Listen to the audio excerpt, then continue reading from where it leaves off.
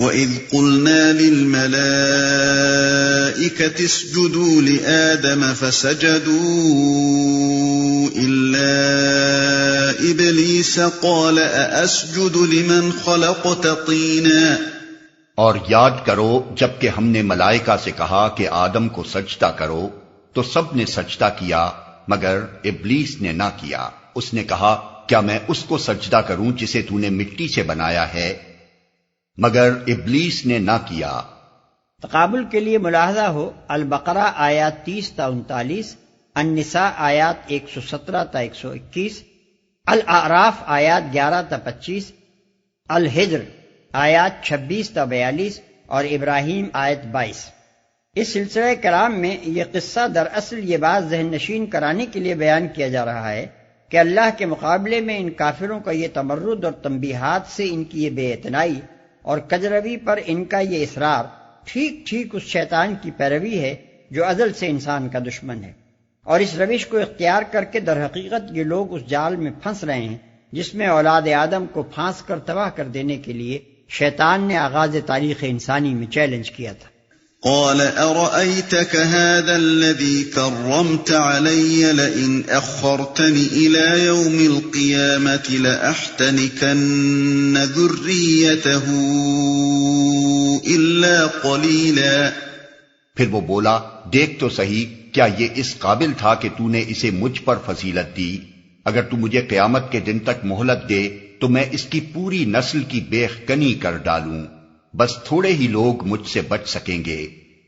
پوری نسل کی بیخ کنی کر ڈالوں۔ بیخ کنی کر ڈالوں یعنی ان کے قدم سلامتی کی راہ سے اکھاڑ پھینکوں۔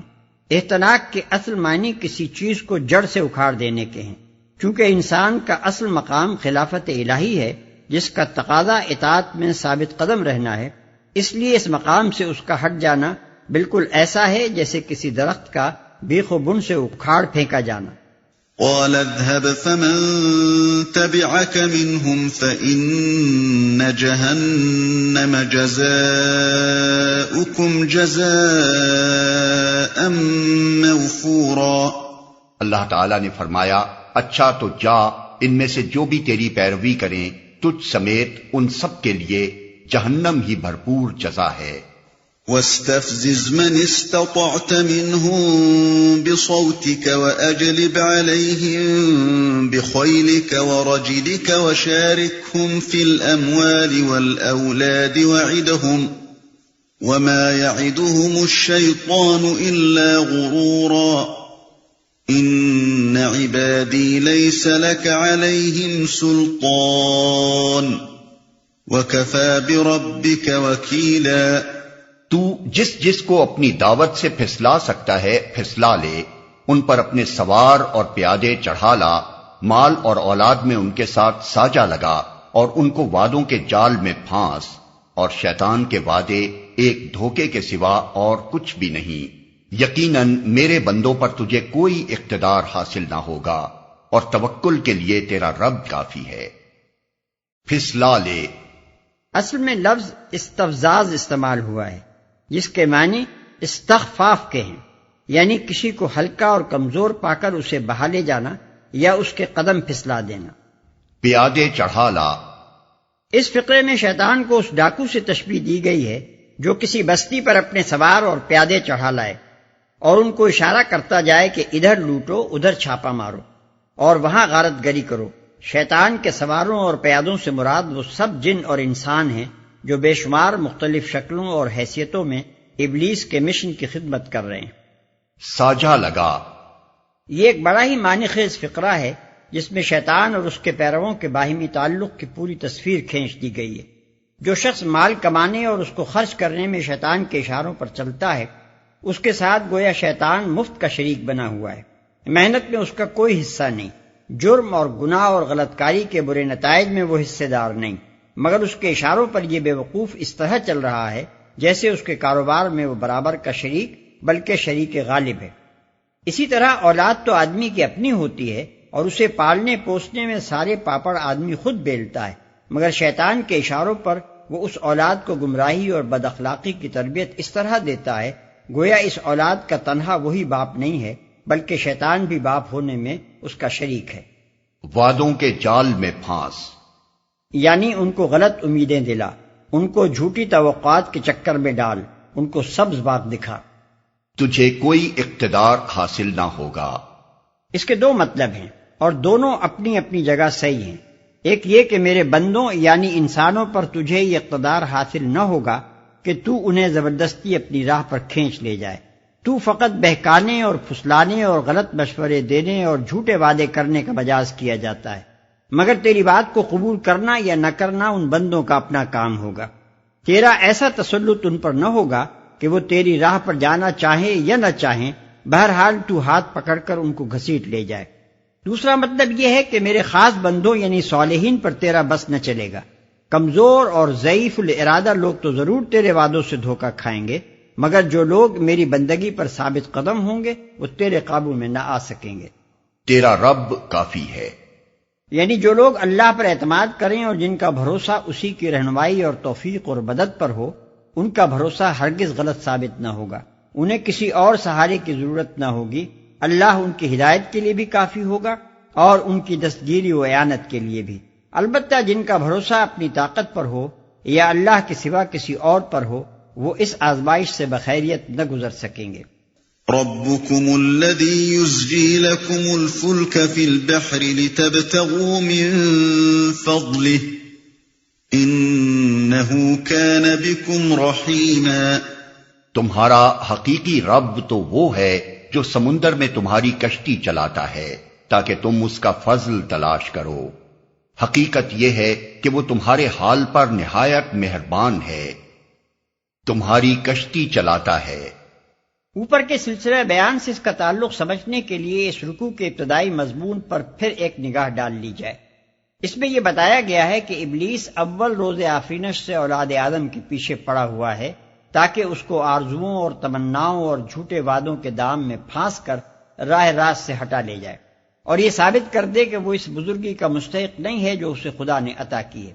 اس خطرے سے اگر کوئی چیز انسان کو بچا سکتی ہے تو وہ صرف یہ ہے کہ انسان اپنے رب کی بندگی پر ثابت قدم رہے اور ہدایت و اعانت کے لیے اسی کی طرف رجوع کرے اور اسی کو اپنا وکیل یعنی مدار توکل بنائے۔ اس کے سوا دوسری جو راہ بھی انسان اختیار کرے گا شیطان کے پھندوں سے نہ بچ سکے گا۔ اس تقریر سے یہ بات خود بخود نکل آئی کہ جو لوگ توحید کی دعوت کو رد کر رہے ہیں اور شرک پر اصرار کیے جاتے ہیں وہ دراصل آپ ہی اپنی تباہی کے درپے ہیں۔ اسی مناسبت سے یہاں توحید کا اثبات اور شرک کا ابطال کیا جا رہا ہے۔ تم اس کا فضل تلاش کرو، یعنی ان معاشی اور تمدنی اور علمی و ذہنی فوائد سے متمتع ہونے کی کوشش کرو جو بحری سفروں سے حاصل ہوتے ہیں۔ وَإِذَا مَسَّكُمُ الضُّرُّ فِي الْبَحْرِ ضَلَّ مَن تَدْعُونَ إِلَّا إِيَّاهُ فَلَمَّا نَجَّاكُمْ إِلَى الْبَرِّ أَعْرَضْتُمْ وَكَانَ الْإِنسَانُ كَفُورًا۔ جب سمندر میں تم پر مصیبت آتی ہے تو اس ایک کے سوا دوسرے جن جن کو تم پکارا کرتے ہو وہ سب گم ہو جاتے ہیں، مگر جب وہ تم کو بچا کر خشکی پر پہنچا دیتا ہے تو تم اس سے منہ موڑ جاتے ہو۔ انسان واقعی بڑا ناشکرا ہے، سب گم ہو جاتے ہیں۔ یعنی یہ اس بات کی دلیل ہے کہ تمہاری اصلی فطرت ایک خدا کے سوا کسی رب کو نہیں جانتی اور تمہارے اپنے دل کی گہرائیوں میں یہ شعور موجود ہے کہ نفع و نقصان کے حقیقی اختیارات کا مالک بس وہی ایک ہے، ورنہ آخر اس کی وجہ کیا ہے کہ جو اصل وقت دستگیری کا ہے اس وقت تم کو ایک خدا کے سوا کوئی دوسرا دستگیر نہیں سوچتا۔ أَفَأَمِنْتُمْ أَنْ يَخْسِفَ بِكُمْ جَانِبَ الْبَرِّ أَوْ يُرْسِلَ عَلَيْكُمْ حَاصِبًا ثُمَّ لَا تَجِدُوا لَكُمْ وَكِيلًا أَمْ أَمِنْتُمْ أَنْ يُعِيدَكُمْ فِيهِ تَارَةً أُخْرَى فَيُرْسِلَ عَلَيْكُمْ قَاصِفًا مِنَ الرِّيحِ فَيُغْرِقَكُمْ